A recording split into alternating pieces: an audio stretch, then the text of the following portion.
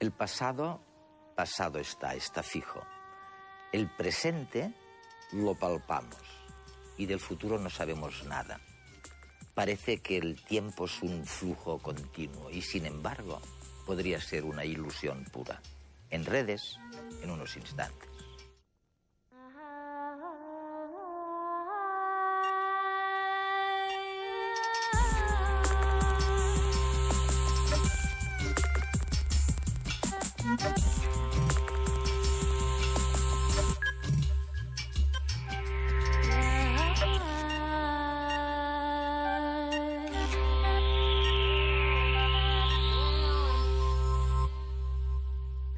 El tiempo se nos aparece como un río que fluye del nacimiento a la muerte.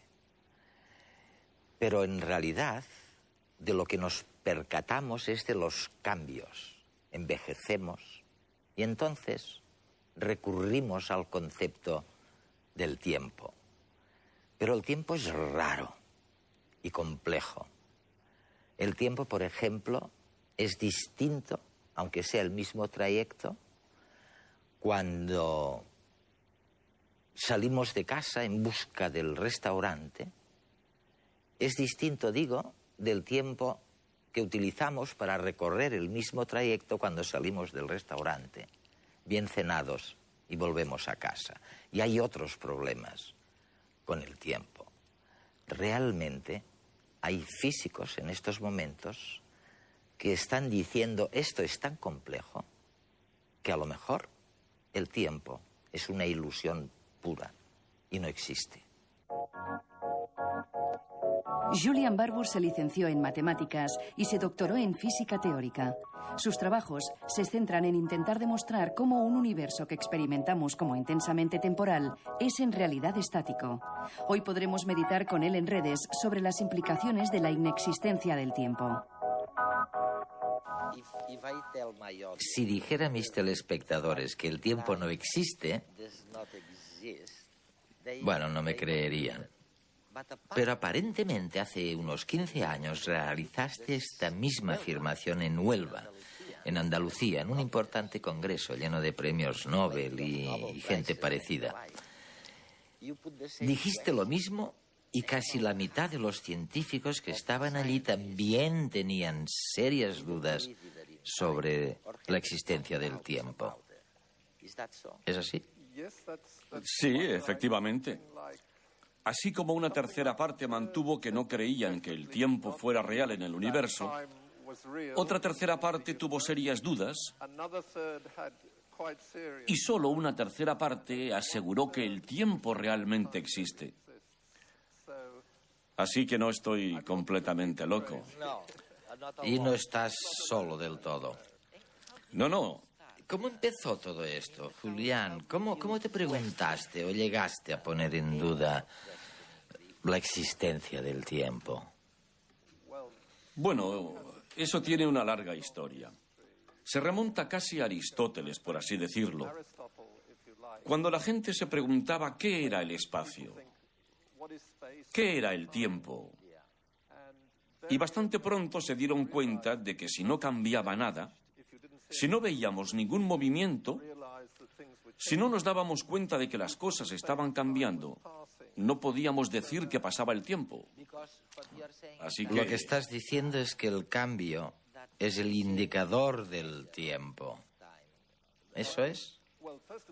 Bueno, en primer lugar, los cambios son el indicador del tiempo. Porque ¿cómo sabemos que ahora son las 12 en punto, eh?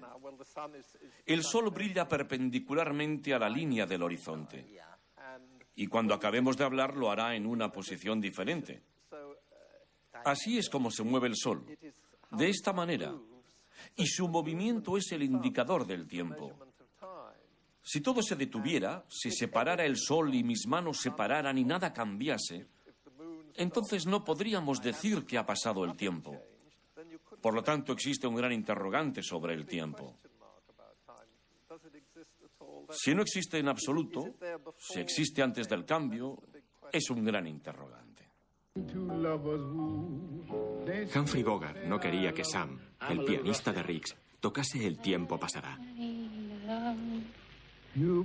No es de extrañar. Con Ingrid Bergman al lado, muchos desearían detener el tiempo. Congelar ese instante. La idea que el tiempo pasa, que el tiempo se mueve, está muy arraigada al ser humano. Estamos muy acostumbrados a dividir el tiempo en pasado, presente y futuro. Asumimos que lo que sucede entre estos estadios es el inexorable fluir de los segundos.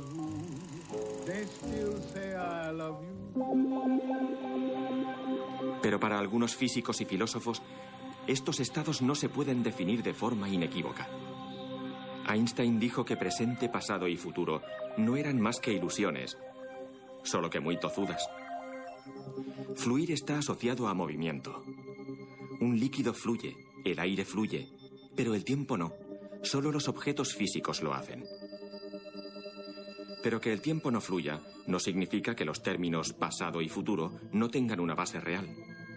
En el mundo, los sucesos tienen lugar en una secuencia unidireccional. Unas cosas suceden después de otras. Nuestro cerebro identifica como imposible la imagen de un huevo que se reconstruye a partir de sus trozos. Y lo es. Por convenio, la flecha del tiempo apunta hacia el futuro. Pero esto no implica que el tiempo pase o avance hacia él.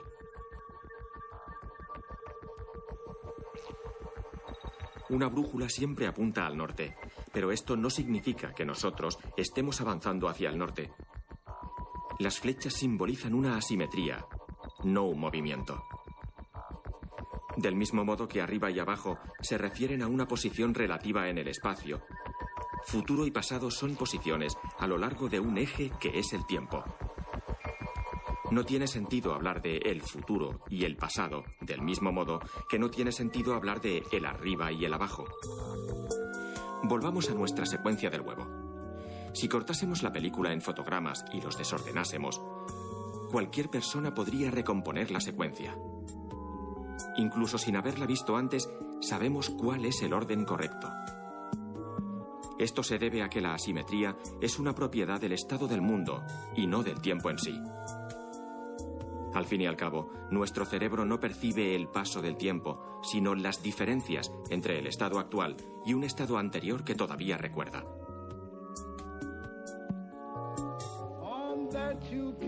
Si no podemos definir el tiempo con precisión, difícilmente podemos asegurar que el tiempo pase. Seguro que Humphrey lo hubiese agradecido.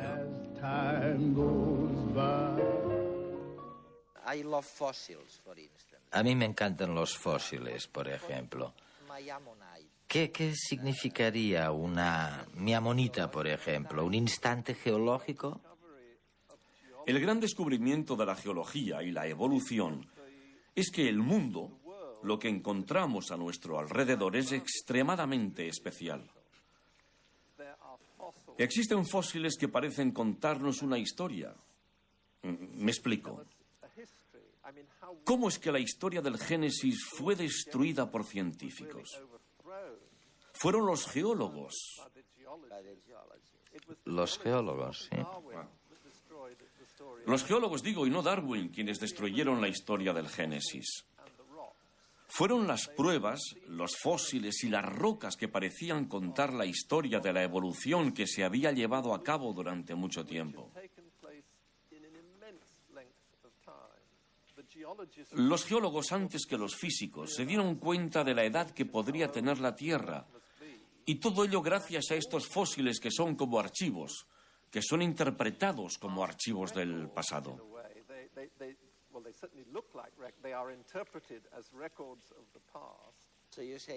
Tú dices, esto es como una especie de cápsula. Las llamo cápsulas de tiempo.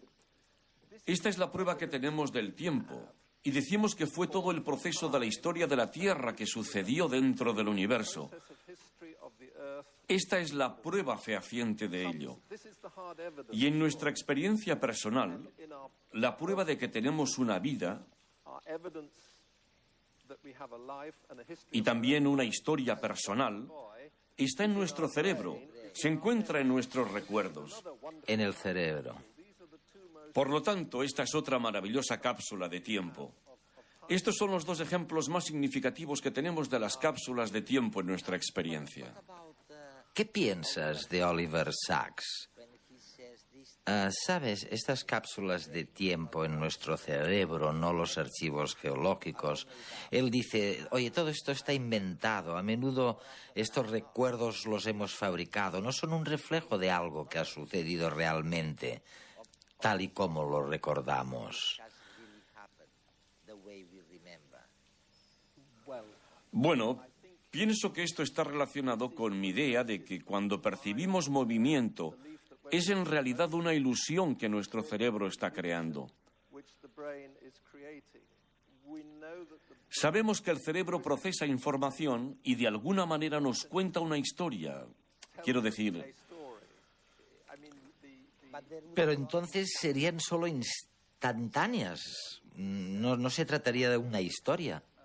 Bueno, no, porque disponemos de una instantánea aquí conmigo, sobre este fondo de plantas. Pero también tengo un recuerdo del inicio de esta conversación, cuando nos sentábamos aquí y me hablabas del Congreso de Huelva. Por lo tanto, existe cierto engaño.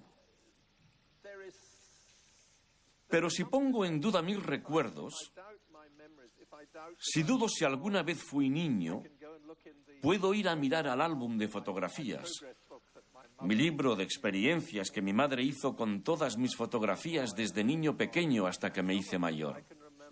Me acuerdo de algunas. Tengo recuerdos y puedo correlacionar lo que yace en mi memoria con las fotografías que veo. Y es entonces cuando tomo control de lo que quizás mi mente está interpretando por mí. Pero ves, me estás dando otro ejemplo de cómo la naturaleza crea en la práctica insistentemente la idea de tiempo, la impresión de que el tiempo pasa. Existe. Sí, es que realmente la crea, no cabe duda. De hecho, esto es probablemente la cosa más sorprendente que hace la naturaleza. Es una propiedad muy misteriosa esta de la naturaleza y se llama la flecha del tiempo.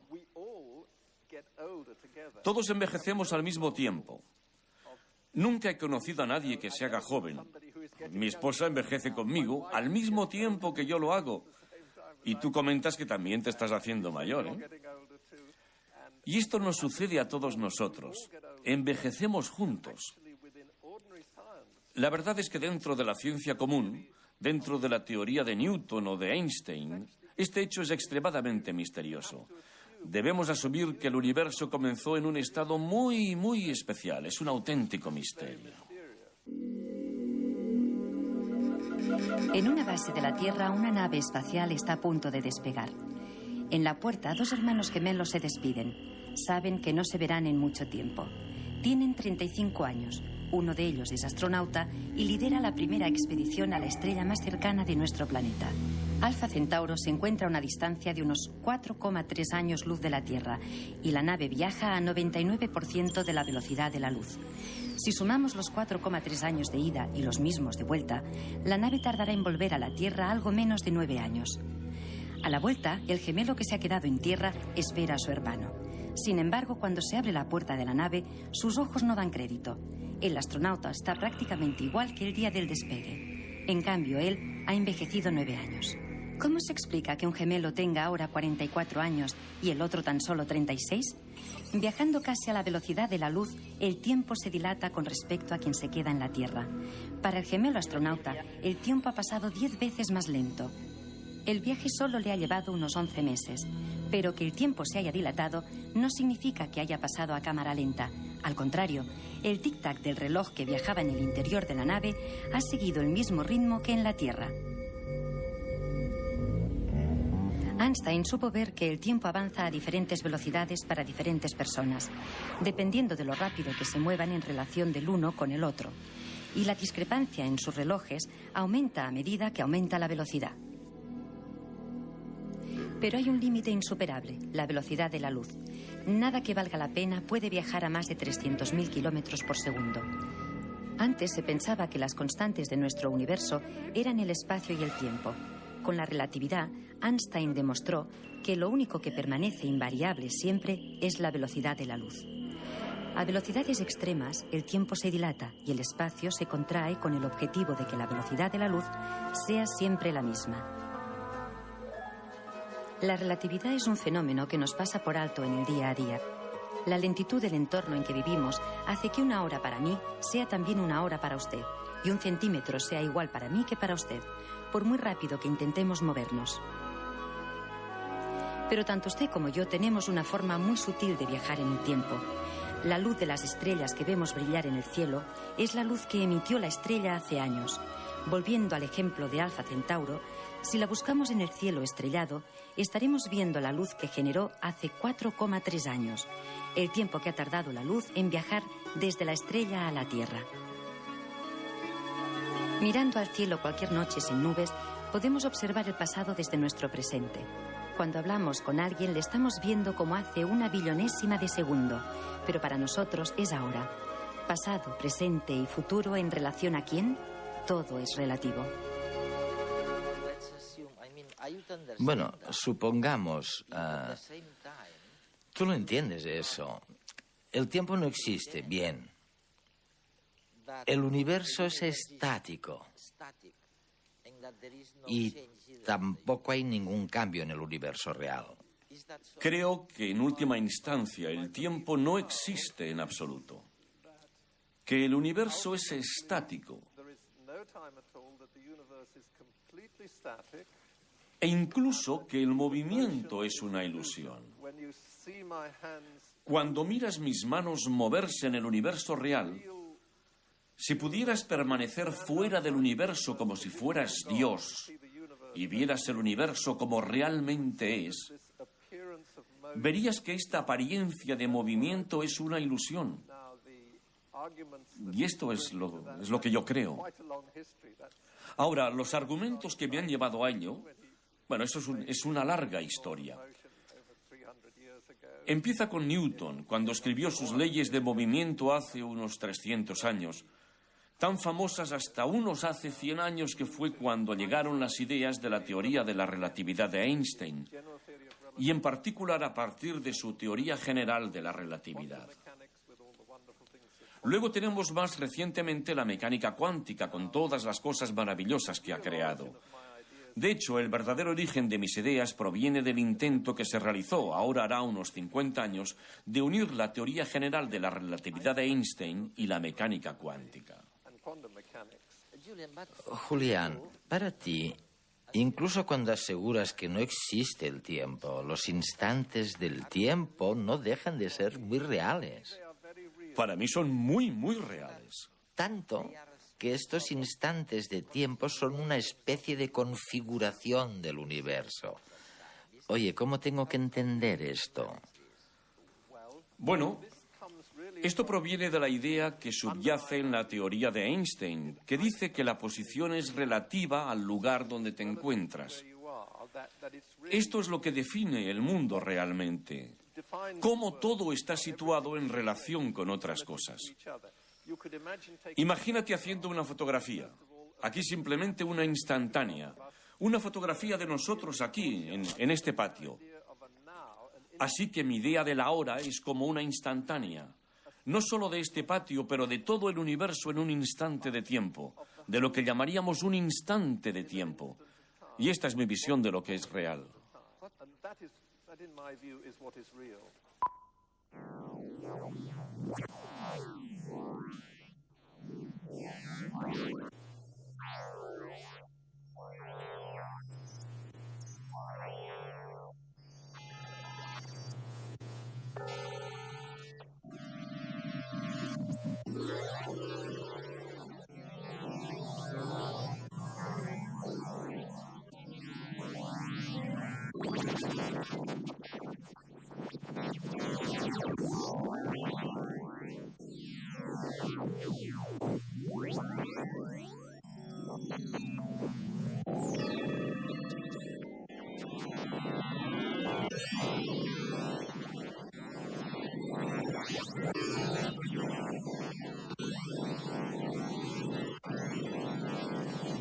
Mi nombre es Paul Friedlander.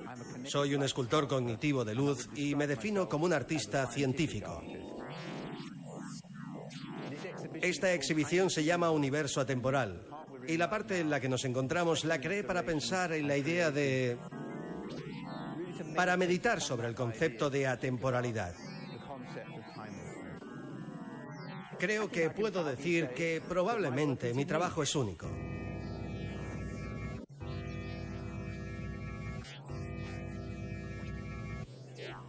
Cuando era un niño estaba fascinado por los viajes espaciales y la astronomía, y cuando me hice mayor, la primera asignatura seria que pensé que debía estudiar fue cosmología, y este es un tema que nunca he dejado atrás.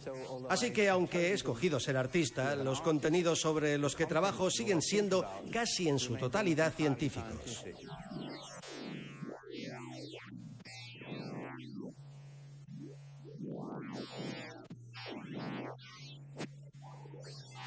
Las esculturas derivan en parte de la ya antigua tradición del cogniticismo, que se refiere al trabajo con el movimiento mecánico. Esto se combina con las técnicas modernas de la era digital. Fusionando las dos cosas, intento juntar las formas físicas tridimensionales con el espacio en que vivimos y con el espacio multidimensional implícito en el uso de los medios digitales. Estas son las flores del jardín de las ideas extrañas. Inventé este término, el jardín de las ideas extrañas, para describir los progresos de la física contemporánea. Es un mundo que no está iluminado por la luz del sol, sino por la luz de las matemáticas.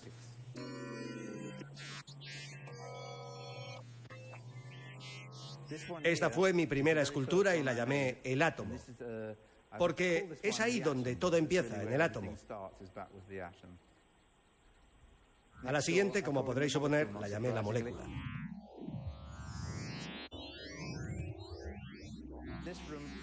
Esta habitación está dedicada a las hiperesferas. Las hiperesferas son un conjunto de trabajos que creé hace algunos años para explorar la idea de una esfera de una dimensión superior. En la relatividad tenemos que imaginar que el universo tiene 4 dimensiones, algo imposible, literalmente, de visualizar. Con estos trabajos intento dar una idea de cómo sería ver una forma de 4 dimensiones. Estamos ahora en la habitación dedicada a las ondas. En los 80, la teoría del caos comenzó a llamar la atención y esta onda ilustra y demuestra perfectamente cómo una forma armónica ordinaria se puede volver caótica bajo las influencias adecuadas. Yo pediría que, cuando la gente mire mis obras, no se apresuren a extraer ninguna conclusión.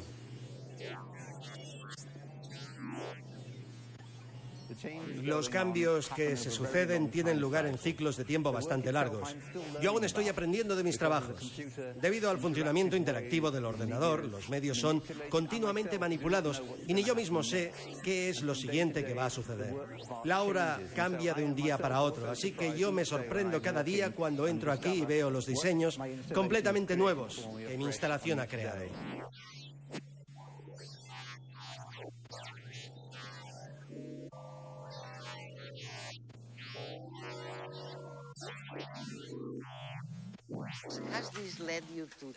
¿Te ha llevado esto a valorar más el presente, a sacar partido de lo que llamamos el día a día, de cada segundo que vives? Ah, sí, por supuesto. Lo valoro mucho más. Realmente he estado muy bien aquí, en Sevilla. Sentarse en la plaza y tomar una taza de café ha sido muy agradable.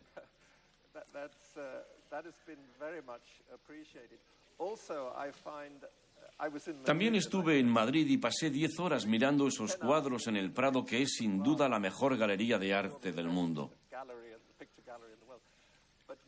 Pero cuando observas esos milagros de a horas, cuando miras a, por ejemplo, la pintura de Carlos V sobre su caballo de Tiziano, es simplemente magnífico. Es una ilusión de movimiento. Estos son los grandes pintores que pueden llegar a crear ilusiones de movimiento. Capturan el instante de la hora. Es increíblemente excitante y dramático. ¿Piensas que la gente llegará a creer que el universo no tiene tiempo? ¿Que el universo es estático, como tú dices? Oye, lo encontrarán muy difícil de creer. atemporal y estático. De hecho, sí. Yo no he cambiado el mundo, ¿eh? La gente no ha parado de hacer cosas. Pero creo que estas ideas son... Bueno, en primer lugar, debo decir que mis ideas no son necesariamente ciertas.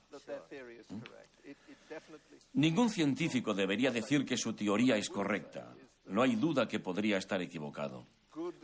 Lo que yo diría es que hay pruebas para que pueda tomarse en serio. Esto es lo que yo diría. Pero considero que es posible que la interpretación del mundo de la gente y lo que quieren hacer en el mundo, pues que cambie, que esto cambie. Cuando escuchas a algunos cosmólogos como Liz Mollin hablar de estos procesos, de la existencia de diferentes universos, parece como si se estuvieran refiriendo a diferentes ahoras, en tus palabras, ¿no? ¿Qué quieren decir exactamente? Bueno, la verdad es que Liz Mollin es amigo mío. Cree mucho más en el proceso. Existen dos grandes ideas básicas en la física. Una de ellas es la posición. La posición de mi mano aquí, en este patio. Y la otra es el movimiento a donde está yendo mi mano, ¿eh? Y en la ciencia, en la dinámica creada por Newton, ambas son muy importantes. Algunos dan más importancia al movimiento, el devenir en vez del ser. Esto nos lleva directamente a los filósofos presocráticos, donde Parménides dijo que solo existía el ser, y Heráclito mantuvo que solo existía el devenir. Así que solo existe el ser o el devenir. Mi opinión es que el ser es más importante, que no podemos pensar en un devenir sin un ser.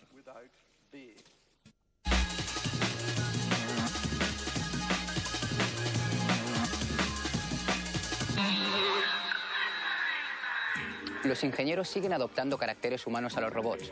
Si en programas anteriores hemos hablado de los que pueden detectar emociones, ahora llegan los robots sensibles al tacto. Un equipo de ingenieros de la Universidad de Nebraska dice haber creado un dispositivo para que manos robóticas imiten la sensación del tacto humano. Pero ¿cómo se puede conseguir tanta sensibilidad? Los científicos han necesitado aumentar la gama de milímetros a micras. Lo han conseguido tras crear una película muy delgada hecha de capas de metal y nanopartículas semiconductoras, con electrodos en los extremos. Cuando se pone la película en contacto con una superficie, todas las capas de partículas se comprimen al mismo tiempo por la presión que reciben. Estos cambios modifican la corriente de la película y al instante, las partículas emiten una luz que es detectada por una cámara. Los ingenieros esperan que con este dispositivo de tan alta resolución se puede llegar a detectar tejido canceroso. Estudian o trabajen, alguna vez se habrán estresado. Y mientras el estrés dura, ¿cuántas veces han parado para comer o beber algo? Parece ser que el estrés y las adicciones están más relacionados de lo que se pensaba. Científicos de la Universidad de Michigan han investigado con ratas de laboratorio. Han descubierto que el estrés activa la parte del cerebro que controla la necesidad de recompensa. La responsable de impulsar este mecanismo es la hormona llamada factor liberador de corticotropina. Los investigadores han comprobado que niveles elevados de esta hormona hacen aumentar el deseo de obtener una gratificación. Este proceso podría explicar por qué cuando una persona se siente estresada, incrementa su deseo de comer compulsivamente o desarrolla otras conductas adictivas. Los responsables del estudio se muestran esperanzados con este descubrimiento. Esperan poder desarrollar un tipo de bloqueador del sistema para ayudar a las personas que están tratando de dejar adicciones o controlar su alimentación. Se sabe que llegan meteoritos a nuestra atmósfera, pero siempre se han ignorado sus efectos. Ahora un equipo de científicos de la División Antártica Australiana se ha preguntado qué sucede tras su llegada. Cada año de 50 a 60 rocas asteroidales de casi 1 metro de diámetro impactan sobre la atmósfera de la Tierra. Según un nuevo estudio, el polvo surgido de este impacto podría influenciar el clima más de lo esperado. Cuando un asteroide entra en la atmósfera de la Tierra, su tamaño se reduce por el calor que genera su roce con el aire. A veces erosiona tanto al meteorito que hasta el 99% de su masa se convierte en polvo. ¿Pero dónde va a parar este polvo? Los científicos han concluido que estas partículas quedan suspendidas en el cielo y son lo bastante grandes como para reflejar la luz del Sol, causar enfriamiento local y tener un papel importante en la formación de las nubes. Por si todavía no tenían claro que estamos en la era de los chips, les presentamos la etiqueta RFID, un chip con una antena incorporada que se piensa que sustituirá al código de barras. Cuando vamos a un supermercado, los productos están marcados con un código de barras. Este código no tiene otra función que agilizar la compra a la hora de pagar. Pero las nuevas etiquetas RFID van más allá. Por medio de una red computerizada se puede rastrear la posición y el progreso de miles de millones de productos desde que se etiquetan hasta que se venden. Una de las ventajas que se observa es que el mismo sistema podrá avisar cuando se acaben los productos. Pero no todos son ventajas. Ya hay quien ha puesto dudas sobre la privacidad de este sistema. Los expertos se preguntan quién puede leer los chips y qué se hará con la información. Además, ponen en duda que este chip rastree solo el producto y no a la persona que lo ha comprado. Pase lo que pase en el futuro, de momento ya se usa en algunos supermercados de Alemania.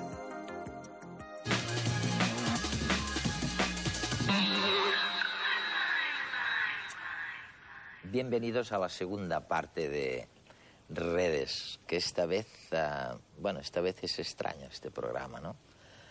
Porque el protagonista de la primera parte insiste en que el tiempo es una ilusión y no existe. La verdad es que normalmente decimos que los cambios, y yo envejezco un poquito, que estos cambios nos permiten decir que el tiempo pasa, pero que si no hubiera estos cambios, oye, a lo mejor el tiempo no pasaba y el tiempo es una ilusión, que es lo que dice Julian Barbour en la primera parte, ¿no? Y el tiempo, la verdad es que hay problemas, ¿no?, para entender lo que es el tiempo. Bueno, el tiempo Manuel, dime. El tiempo tiene muchos problemas. El tiempo es un parámetro que utilizamos los físicos, no, sino toda la humanidad para definir justo esto que se ha dicho, los cambios. Entonces dice, ¿y si no hay cambios, no hay tiempo? Bueno, pues entonces si no hay cambios, no hay nada, ¿no? Y decir que el tiempo es una ilusión, a mí hay dos cosas que me llaman la atención, de que esto por lo pronto no es una novedad, eso ya lo dijo Platón hace muchísimo más tiempo, ¿no? 2400 años o por ahí. Entonces esto, que es, pues a mí me suena un poco a un brindis al sol, ¿no? Es decir, no existe el tiempo. A ver, esto yo creo que no es así, ¿no? Y el tiempo, tal como lo manejamos, tiene muchísimos problemas, pero también el tiempo es una fuente de maravillas. Pero háblame primero de los problemas. O sea, problemas el para tiempo. El hombre, oye, yo veo a amigos, por ejemplo, que van al restaurante a cenar y se les hace larguísimo, que no lo encuentran y no sé qué, y tienen hambre. Y luego, en el trayecto de regreso a casa, me dicen, oye, si es que me ha volado el tiempo, no es el mismo, ¿no? O sea, vamos, es verdad que hay problemas con el tiempo, ¿no? Claro que sí, hay problemas tanto psicológicos como estabas diciendo antes, porque el tiempo de alguna manera tiene una componente subjetiva. Así no es lo mismo eso, el viaje de vuelta que el de ida, ¿no? Claro. Al buscar algo transcurre de una manera diferente. Es decir, que hay una interacción entre los hechos y cómo nosotros asimilamos los hechos y los acontecimientos. Entonces hay una parte subjetiva. Ahora, de ahí a decir que es una ilusión, no. O sea, yo desde luego estoy radicalmente en contra, ¿no? Problemas que tiene el tiempo, pero si me preguntas por los problemas, después me tienes que decir por las ventajas que tiene, ¿eh? Porque si no se queda cojo. Luego vamos a las ventajas. Nosotros tenemos una maravilla pero tú del tiempo. Primero, yo te digo los problemas. Ya me has dicho que hay uno, el psicológico ese, que no está claro. El psicológico, subjetivo, ese no está claro y es muy, muy complejo, ¿no?, de definir, y no está definido, y es verdad. Pero eso no somos los físicos los competentes, esos son los psicólogos, los neurocientíficos, yo qué sé, otra gente. Yo en eso no puedo hablar mucho. Problemas, por ejemplo, el tiempo al atravesar cuánticamente una barrera que clásicamente es imposible por efecto túnel, como pasar una montaña por debajo de un túnel, se hace imaginario. Y eso no lo sabemos trabajar muy bien. De hecho, el premio Nobel de hace 3 años o 2 años, que se llama Leggett, un tipo que manejaba ese tiempo imaginario de una manera perfecta desde el punto de vista científico y con aplicaciones tecnológicas. Problema del tiempo. ¿Qué pasa con el tiempo en la cercanía de un agujero negro? No lo sabemos, porque se puede dilatar y las leyes de Einstein, de la gravitación, pues, lo describe perfectamente, pero puede llegar a diverger. No sabemos muy bien ese tipo de tiempo que es lo que ocurre. Bueno, Einstein nos decía que el tiempo depende también de la masa, ¿no? De la gravedad. Claro, eso es de las maravillas de Einstein. Que si hay mucha masa, si estás cerca del Sol, claro, el tiempo prácticamente que se para. Se deforma. Fluye más lentamente, digamos así. De hecho, los satélites de la constelación de los GPS, por ejemplo, tienen una corrección debida, primero, a un efecto relativista de la relatividad restringida de Einstein también, que es cuanto más deprisa te mueves, más lentamente pasa el tiempo, y además, como esos satélites están situados en órbita y están a una cierta distancia de la Tierra, hay un efecto de esa relatividad general también de Albert Einstein, que dice que cuanto más cerca estás de una masa, más grande es el campo gravitatorio y por tanto el tiempo se enlentece. Por tanto hay dos fenómenos, por ejemplo los GPS, por cierto, una aplicación ya muy concreta de la cual ya nos beneficiamos, ¿no?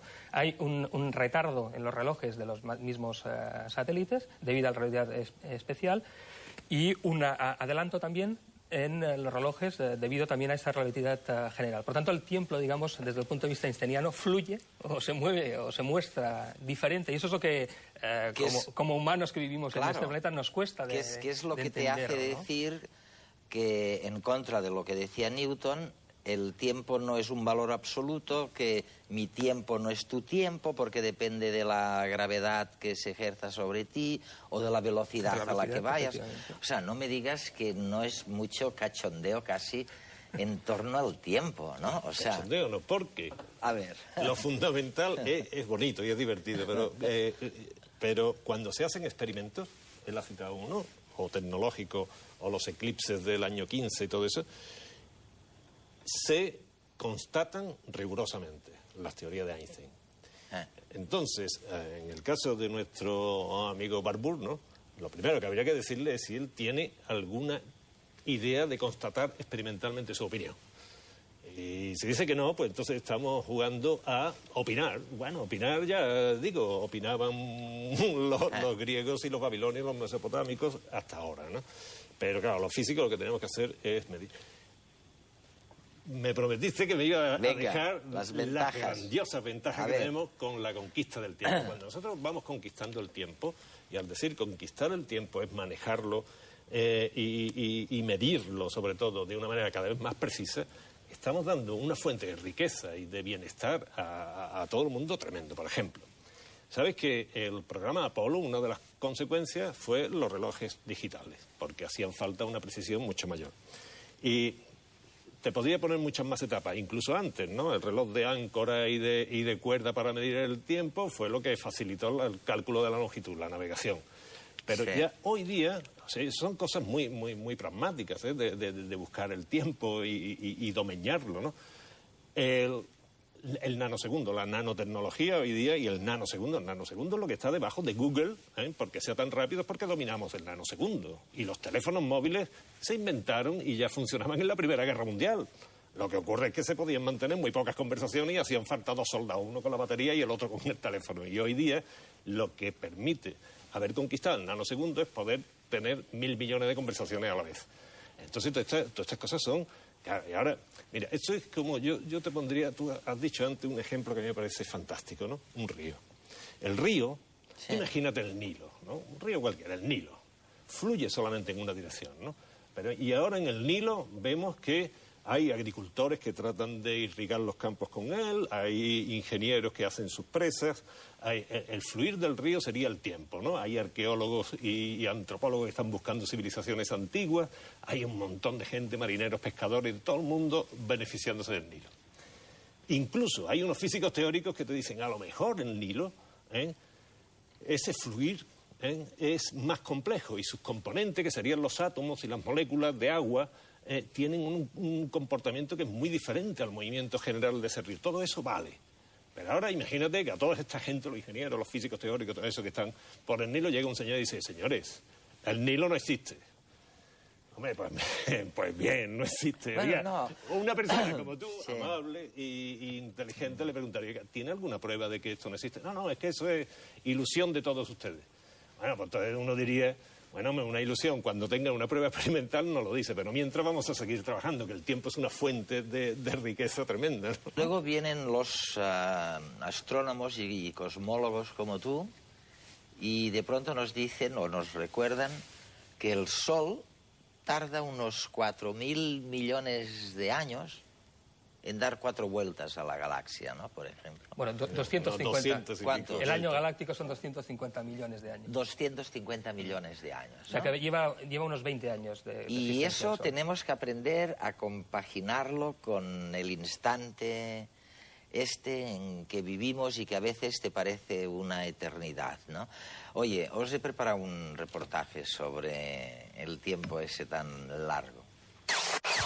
Este edificio que contiene el Museo de la Ciencia de Barcelona se construyó en 4 años.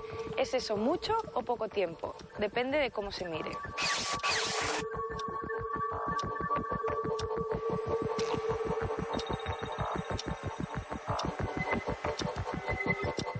Mientras este edificio crecía, durante esos 4 años, la Tierra estuvo rotando más de 3.700 millones de kilómetros alrededor del Sol. Y en ese mismo tiempo, el continente americano se separó 12 centímetros de Europa. Como veis, todo depende de la escala temporal que tomemos. Por ejemplo, seguro que os parece que un segundo pasa rápido. Al fin y al cabo, un segundo es solo el latido de un corazón humano. Sin embargo, en ese tiempo el Sol ha viajado 274 kilómetros por nuestra galaxia. De hecho, la mayoría de fenómenos que rigen la vida se producen en tiempos más breves que un segundo. Un ejemplo son las neuronas, que transmiten impulsos eléctricos en cuestión de milisegundos.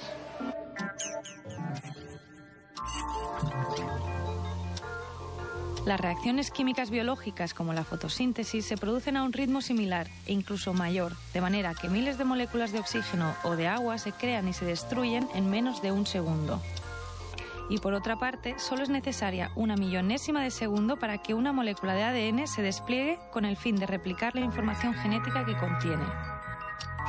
Y la velocidad con que nuestros ojos captan la luz es 1.000.000 de veces más rápida todavía. La cuestión es que, a pesar de la aparente quietud de la materia, los átomos están en constante movimiento.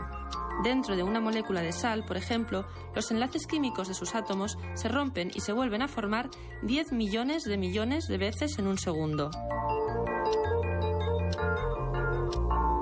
Se cree que los electrones se mueven más rápidamente incluso.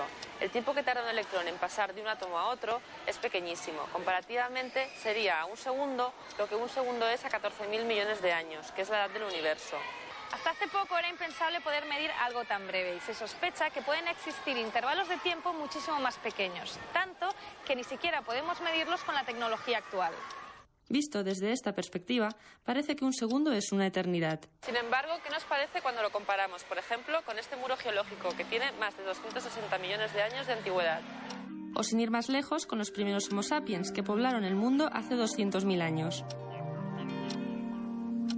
En realidad, nuestra especie es relativamente nueva. Los primeros homínidos como Lucy aparecieron hace poco más de 3 millones de años. Si comparas ese tiempo con la historia geológica del planeta, es poco. 3 millones de años de historia humana no es nada comparados con los 160 millones de años en que los dinosaurios dominaron la Tierra.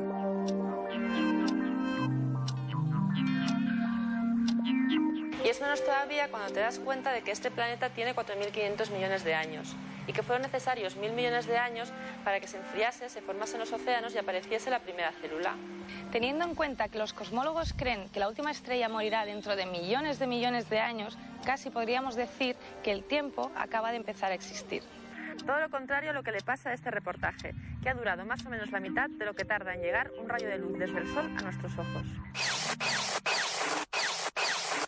El tiempo en las grandes escalas. Bueno, oye, y en las escalas pequeñísimas, ínfimas, las nanotecnológicas, quiero decir, en los nanosegundos, en la vida de los electrones, ¿no? Que van a unas velocidades impresionantes, apenas avanzan, a pesar de no parar de moverse todo el rato. ¿Allí qué pasa? O sea, allí el tiempo, ¿qué concepción, qué ¿Qué concepto del tiempo manejamos en estas escalas que me dicen que son las del futuro, además, ¿no? Sí. Bueno, ahora mismo la tecnología, es decir, todo lo que se puede manipular por el hombre está ya a más de 10 elevado a menos 9 segundos, más de la 1000.000.000ª parte del segundo. Ya debe estar cerca del femtosegundo 10 elevado a menos 12, ¿no? Incluso, no desde el punto de vista de poderlo manipular, sino sí de poderlo medir, estamos ya a la escala nuclear, que son los nucleones dentro del núcleo, que es la parte más compacta de la materia y donde está localizada toda su masa y prácticamente toda la energía. Y esos son 10 elevado a menos 22 segundos. 0,21 ceros y un 1, ¿vale? Hasta ahí llegamos, ¿no? Entonces, las teorías que él estaba diciendo, que hay mucha gente muy seria trabajando, ya estamos en una escala que se llama la escala de Planck. Eso es 10 elevado a menos 43 segundos. Eso es muy lejano todavía a la posibilidad ya no solo de información científica, sino incluso de experimentar, de saber qué está pasando ahí. Yo creo que ahí es donde estamos.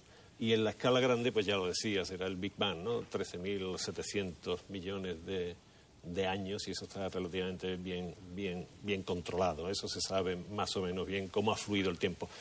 Desde esos 10 elevado a menos 22 segundos hasta 10 elevado a... en la escala nuclear. En segundo son 10 elevado a 7, 10 elevado a 8, 10 elevado a 19, así, ¿no? Pero bueno, ¿pero allí qué pasa? O sea, ¿qué concepto del tiempo utilizáis allí? Sigue siendo lineal. Es decir, el tiempo fluye de la misma manera. No hay... pero fluye siempre igual. Del pasado al futuro y digamos, el mismo ritmo. Pero vamos a ver, Manuel, apenas hay masa allí, aunque haya mucha energía, hay enormes velocidades. Para los electrones, para aquellos átomos, ¿cambia el tiempo o son eternos? Me dicen, los átomos son prácticamente eternos, ¿no? ¿Qué quieren decir con eso? O sea... Pues que los átomos de nuestros antecesores son los que nosotros incorporamos en nuestros cuerpos y los que cederemos a nuestros... En esa idea de que la materia está ahí, ¿no? Y está ahí forever, vamos. Y bueno, desde que sabemos, desde que se origina el universo, por lo menos desde las teorías que describen ese origen, hasta que se acabará o no este universo que tenemos, ¿no? Es decir, los átomos están ahí y se mueven a velocidades muy grandes y hay efectos relativistas, porque la relatividad especial es esa teoría que aborda las grandes velocidades y, por tanto, esa teoría es aplicable también al movimiento de los electrones y de otras partículas nucleares. Pero la idea del tiempo es la idea, como comentaba Manuel... Fluye... Es la idea que tenemos, es decir, es la idea del tiempo de las ecuaciones, que nos permite encontrar, saber la posición, encontrar las propiedades, las características de esos elementos microscópicos, ¿no? Entonces, ¿por qué os quejáis tanto de que hay que unificar el mundo de lo gigante, de lo macro... Con el mundo cuántico? Si me decís que el tiempo es igual, se mueve, fluye en la misma dirección en uno que en otro, ¿cuál es el problema entonces? No nos quejamos. El problema de verdad, disfrutamos muchísimo manejando el tiempo, porque es una fuente de riqueza cultural, científica e incluso tecnológica.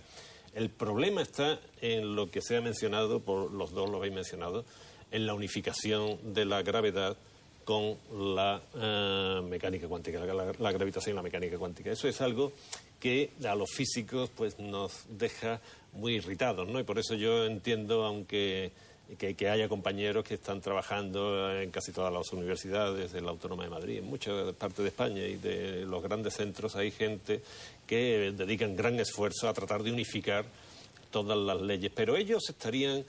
y están, primero, deseando de tener algo constatable experimentalmente. Segundo, ninguno niega la existencia del tiempo. Todos les daría mucho pánico si de sus ecuaciones se dedujera que el tiempo podía ser reversible, es decir, el viaje hacia atrás en el tiempo, que se ha dicho, ellos no creo que lo quieran esto para nada. Sí, son gente que está trabajando muy seriamente para esto. Pero en cambio, gente como esta que está trabajando muy seriamente, están casi convencidos de que existen universos distintos en los que el tiempo es distinto, las fuerzas físicas son distintas y que además son Vamos, que no se pueden comunicar uno con otro. Y no solo eso, sino que algunos, y ahora me acuerdo de Randall en Harvard, dice, hay cosas que no nos explicamos si no fuera porque a lo mejor existen otros universos. Y estoy hablando de la fuerza de la gravedad, o sea, el hecho de que yo pueda levantar como si nada este vasito a pesar de toda la masa terráquea ejerciendo la fuerza de la gravedad sobre ello.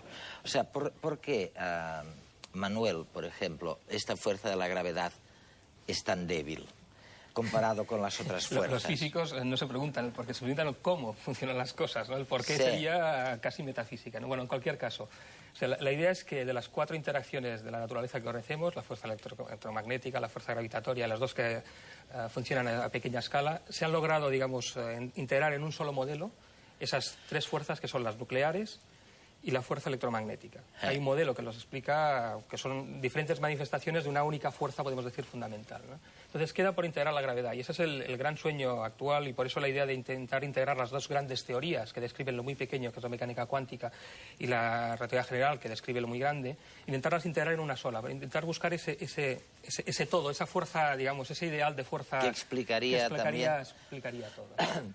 Yo le he oído decir a Manuel Lozano que el tema de la fuerza de la gravedad no es solo la intensidad lo que cuenta, sino, explícame eso. Es que es tremendamente llamativo y es verdad que para que tú puedas levantar el vaso como has hecho antes, estás venciendo la atracción de todo un planeta. Sí. Es decir, que es extraordinariamente débil. Pero la debilidad o la fortaleza de cada una de estas 4 fuerzas que él ha mencionado no es su única característica. Por ejemplo, la fuerza de la gravedad y la fuerza electromagnética se parecen entre sí muchísimo más que las otras 2 si atendemos hasta donde llegan, porque las 2 tienen un alcance infinito. En cambio, las 2 fuerzas nucleares no llegan a salir del núcleo atómico, ¿no? Entonces, ¿qué es más decisivo? ¿Qué es lo que diferencia más? ¿Cuál es la huella de identidad más clara de una fuerza? ¿Lo intensa que son o hasta dónde llegan?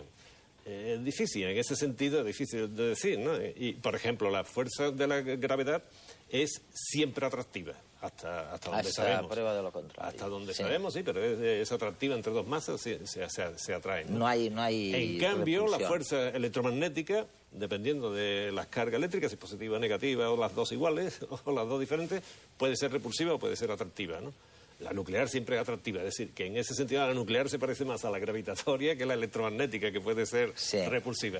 Son 4 faunas que 3 se han conseguido unificar y una se resiste. Y ahí es donde están los teóricos. Manuel, más lo que me puros. estás diciendo es, oye, Eduardo, no te preocupes tanto de que sea tan fácil o tan débil la fuerza de la gravedad, porque, oye, hay otros rasgos a tener en cuenta, no solo la intensidad. Bueno, pues me voy a esperar un rato. Pero lo que quiere decir es que en la física no vamos a encontrar la solución de los problemas de cada día, a lo mejor, pero sí vamos hacia un periodo de grandes descubrimientos, que a lo mejor nos dan hasta una nueva concepción del tiempo. Hasta la semana próxima.